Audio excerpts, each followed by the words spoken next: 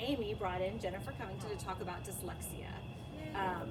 And you may, I don't know if you know this, Jennifer, but Psych Services is located in California, and the Dyslexia Guidelines were just released in California maybe 2 years ago. Mm-hmm. Wow. So it's still kind of a new, Texas has had dyslexia guidelines and a lot of laws about how to approach it, how to do it, a lot of education around that, and advocacy around that. And there's a handbook, so there's actually, you know, something we have to follow in Texas, whereas in California, it's still a guideline. Oh, well, that just took my head on a wormhole.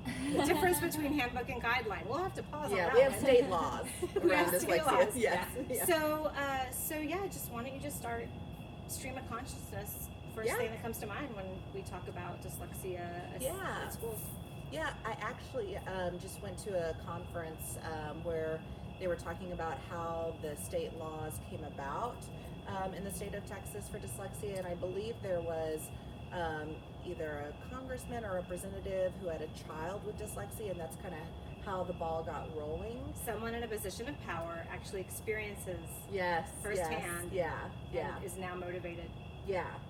And so if we fast forward to today, now, like Amy was saying, we have our Texas Education Agency, TEA, created this state handbook for dyslexia. And this handbook is like our Bible for dyslexia. It's very like the CDE's guidelines. Yeah. It is very thick to get through, though. It is, but y'all know how it is in Texas. That's we like to do things our own way here in Texas. Everything's bigger. Everything is bigger. But it's interesting because I feel like in a lot of other states in our nation, dyslexia is mostly evaluated through special education, whereas in Texas, we have these two routes for evaluation. Yes, you can evaluate. Such a good point. Yeah, you can evaluate through Section 504. You can evaluate through special education, and there is a lot of confusion still about, well, how do we know which route to go, which route is the most appropriate, and then how do we service, you know, these students. So when does it change from dyslexia to a specific learning disability? I'm like so it glad. magically just changes. I'm so glad you asked that question. So that's hard. Just so everybody's on the same page, dyslexia is a specific learning disability in reading. Yes. So if we're thinking about IDEA criteria, we'd be looking at like a specific learning disability in basic reading and or reading fluency. So, you know, like I was saying, there's still this confusion about which route to go and how to we service students once they are identified.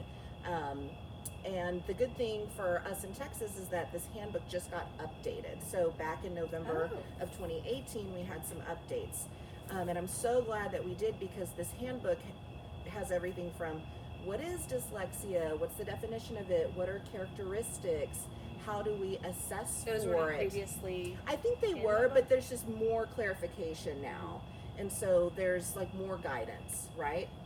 Off the top of your head, do you know what things needed clarified by chance? Well, like for example, some of the wording is changed now. So now it says we need to be looking at a preponderance of data. So they really stress that. Which is well defined, right?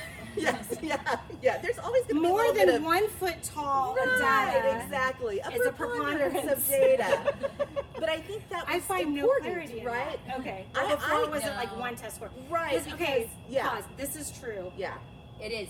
People because out so there, often everyone has to. If you really go by what it was before, and this is happening, I think probably in California a little bit too. Everybody has dyslexia the way that the guidelines were written, so that makes sense. Yeah. Or So the handbook I think they were guidelines. stressing that now, like we really need to make sure that we're not putting all of our eggs in one basket and just looking at one data point, right? And I don't think that because anyone can perform poorly in reading fluency when their stomach hurts because they ate bad they're sushi. anxious because you or pulled they're them. anxious. So I always say anxious because you pulled them. I always say you can fake bad, but you can't fake good. Exactly. So there could be a lot of reasons why you do poorly on an assessment, but if you really do well, then that means that ability is intact, right? So you can fake bad. There could be a lot of reasons why you don't do well, but if you do well, you got it, right?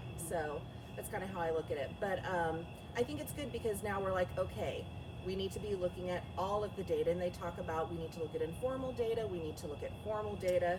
So informal meaning you're not scoring it right, there's no And getting- norms, like national norms that we're comparing it to, right? So things like teacher feedback, Yeah, parent input. feedback. Interviews. Yes. The way, Benchmarks. just listening to how a student reads, just their cadence. Yeah. Um, And that was one thing that actually I think was clarified in this update. I could be wrong, but I'm pretty sure when they were talking about the required areas of assessment, they talk about reading fluency and how it's not just rate and accuracy, but also prosody, which you were just talking about. prosody. I didn't know that was the word Yes, for what I was saying. prosody. Ah. Yeah, so we want to actually hear them Prosody read. means Like how you sound when you're reading, right? which Like, part? Like, so does it combine intonation and speed? Does it combine? You know what I'm saying? yeah, that's a good question. What are some synonyms for prosody? I think, like you were saying, cadence, right? Like Okay. how you sound when you're reading Are you aloud. choppy? So Are like you a- choppy? Or if a kid is repeating a bunch of Yes, words, stumbling over their words.